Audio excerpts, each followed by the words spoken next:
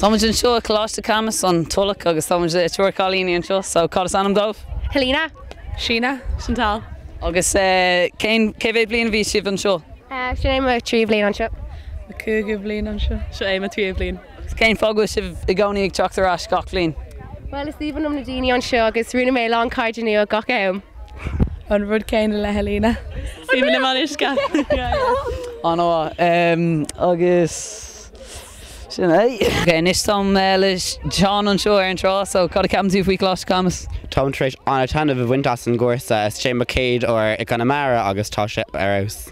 De céad ó, so tá tú bhaint antána bhas an cuasa, mo? Tá, Tom trééis anna cuid card nua a dhéanamh agus tá trééis anna cuid gaige an freisin. Sin an bhá. Le Bertine an seo, cad is amdit? Louise. Pat.